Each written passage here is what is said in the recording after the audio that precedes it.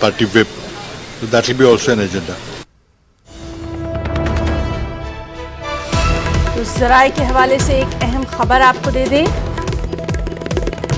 Assembly तहलील करने की तजवीज़ को गवर्नर कबूल नहीं करेंगे। उद्धव ठाकरे अगर तजवीज़ रवाना करते हैं तो गवर्नर कोश्यारी उसको कबूल नहीं करेंगे। तो ज़राए जो हमारे हैं उनके हवाले से अहम खबर हम आपको दे रहे हैं कि असेंबली तहलील करने की जो बात की जा रही है, असेंबली तहलील करने की तजवीज़ को गवर्नर कबूल नहीं करेंगे। उद्धव ठाकरे अगर ये तजवीज़ रवाना करते भी हैं तो गवर्नर कोश्यारी उसको कबूल नहीं करेंगे। एक बार फिर से हम रुख करेंगे मुंबई का। हमारे साथ लगातार अपडेट के साथ मौजूद है हमारे साथी अमित राय। अमित, इस वक्त की क्या कुछ सूरत हाल, ताज़ा तफसील?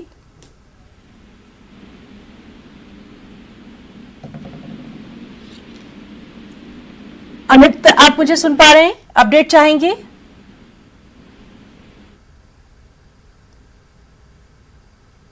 तो नाज़रीन, हमारे तमाम तर साथी वसीम भी हमारे साथ मौजूद हैं, साथ ही साथ अमित भी लगातार हमारे साथ मौजूद हैं और जिस तरह से हम आपको अपडेट दे रहे हैं और अहम मीटिंग भी वहां पर जारी है। सीधे रुक करेंगे एक और हमारे साथी वसीम का। वसीम, मीटिंग से क्या कुछ बात निकल कर सामने आ रही है? मीटिंग के ताल्लुक से कुछ अहम खबर?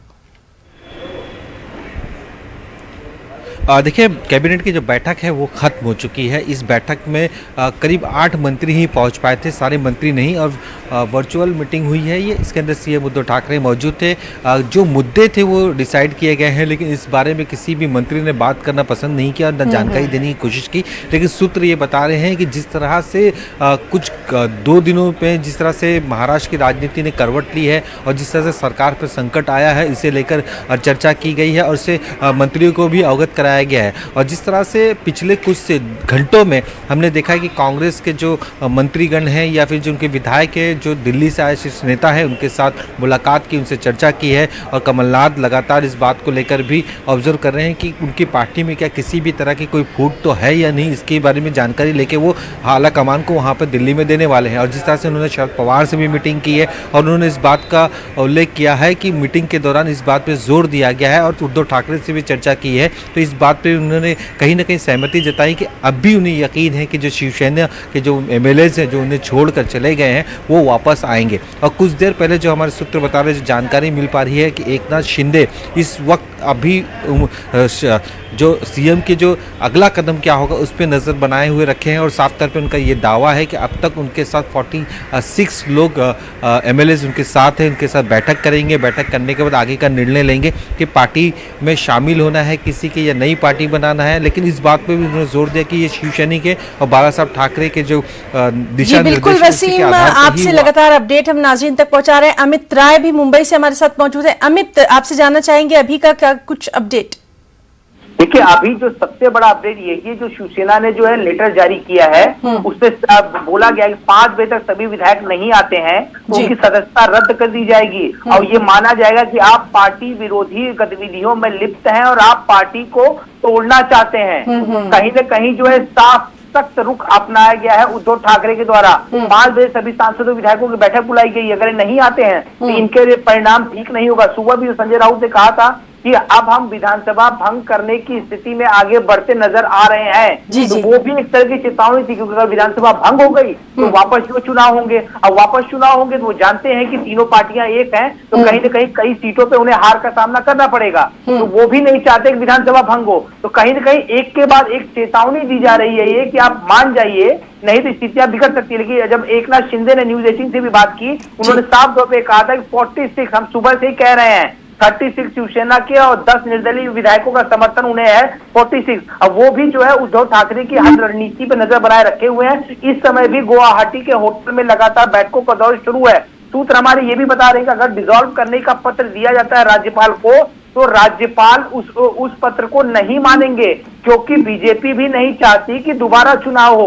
बीजेपी ये चाहती कि अगर सब कुछ ठीक चलता है रणनीति के हिसाब से और एकनाथ शिंदे के पास अगर नंबर होते हैं और वो बीजेपी को जो है सपोर्ट करने की बात करते हैं तो बिना किसी दुविधा के सरकार बनाई जाए, क्योंकि अगर डिसॉल्व होगा विधानसभा तो फिर से चुनाव कराने पड़ेंगे, राज्य पे बोझ ज्यादा पड़ेगा। अब फिर से चुनाव हुआ तो शायद परिस्थिति कुछ और बदल सकती है। तो ये बहुत सारी चीजें चल रही हैं। अब जो 5 बजे की बैठक, और अभी मैं आपको बताऊं, संजय राउत ने भी जो बात की मीडिया से कि वो अभी वर्षा जा रहे हैं, उन्होंने साफ तौर पे कहा है कि महाविकास अघाड़ी के तीनों पक्षों की समन्वय बैठक में निर्णय लिया जाएगा कि आगे क्या करना है। लेकिन सीएम ने, उद्धव ठाकरे ने और महाविकास अघाड़ी के बड़े नेताओं ने कहा संयम रखिए, समय थोड़ा दीजिए, सारे विधायक वापस आएंगे। तो कहीं न कहीं किसी रणनीति के तहत जो है ये आगे जो है बढ़ा जा रहा है। और अमित, इस सब के बीच में एकनाथ शिंदे की तरफ से क्या कोई रद्द-ए-अमल सामने आया है? दूसरी बात, शरद पवार के ताल्लुक से भी जानना चाहेंगे। लगातार वो भी काफी अहम रोल अदा करते हैं। देखिए, सवेरे जो है शरद पवार और उद्धव ठाकरे की फोन पे बातचीत हुई थी, लंबी चर्चा हुई सारी चीजों को लेकर। और ये भी शरद पवार ने कहा कि चूंकि शिवसेना का ये आंतरिक मसला है तो वो आपस में सॉल्व कर रहे हैं और उद्धव ठाकरे सक्षम है इस बात में।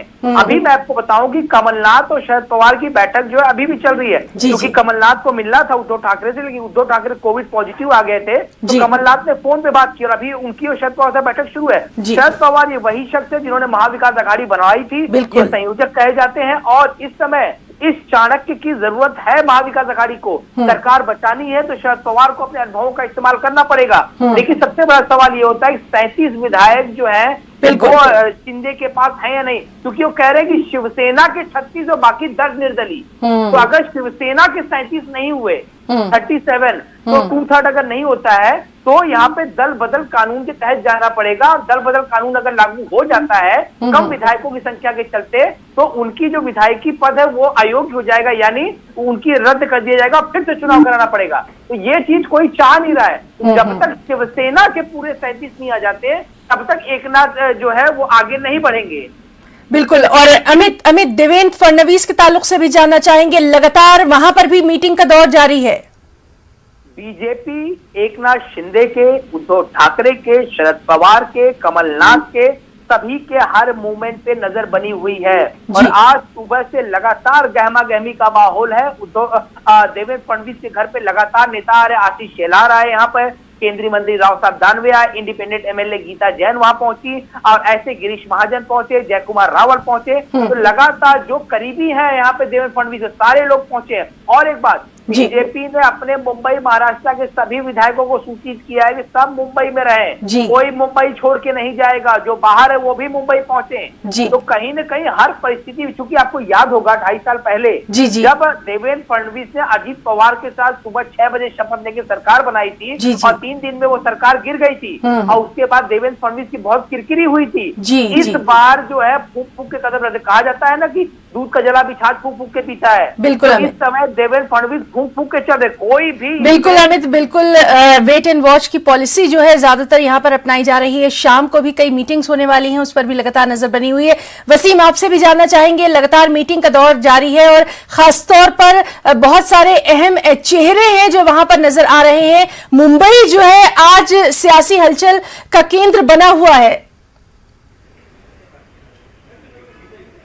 जी ज़रूर, जिस तरह से देखा गया है कि मुंबई हमेशा सुर्खियों में रहा है और आज भी सुर्खियों में है, तो कहीं ना कहीं सियासी हलचल साफ तौर पे दिखाई दे रही है। एक तरफ सत्ता पक्ष है तो दूसरी तरफ अपोजिशन से, दोनों ही तरफ बैठकों का दौर शुरू है। और जिस तरह से देवेंद्र फडणवीस अपनी रणनीति तय कर रहे हैं, पिछले कुछ दिनों में हमने देखा है कि उनकी रणनीति कहीं ना कहीं पास होती नजर आई। कम वोट होने के बावजूद भी राज्यसभा की तीसरी सीट वो जीत जाते हैं, जो उनके आंकड़े नहीं थे इसके बावजूद। MLC में उन्हें 17 वोटों की जरूरत होती है, वो जीत जाते हैं। तो ये रणनीति ही है जिसके तहत उन्होंने एक बड़ी से बड़ी मुसीबत को पार किया। इसी रणनीति के तहत अब वो सरकार में किस तरह से जाए, उसकी लोग बाकायदा उनकी चर्चा चल रही है। जो केंद्रीय मंत्री हैं या केंद्रीय नेतृत्व है उनका बीजेपी के, उनके साथ उनकी चर्चा चल रही है। जो महाराष्ट्र के दूसरे राजनेता है उनके साथ बैठकों का दौर शुरू है। खास करके उनकी नज़रें इंडिपेंडेंस में भी काफ़ी है। जो उनकी जो छोटे दल और बड़े इंडिपेंडेंस अगर दोनों की बात करें तो उनकी संख्या 29 है। ये अपने आप में बड़ा नंबर है। तो ज़्यादा से ज़्यादा कोशिश यही है कि जितने भी अपक्ष उम्मीदवार हैं वो बीजेपी के पास आए, ताकि किसी भी तरह का जी बिल्कुल। वसीम, आपका भी बहुत शुक्रिया फिलहाल के लिए अदा करना चाहेंगे। अमित राय का भी बहुत शुक्रिया अदा करना चाहेंगे। और वहां की सियासी हालात पर लगातार हमारी नजर बनी हुई है। दोनों साथियों का बहुत बहुत शुक्रिया।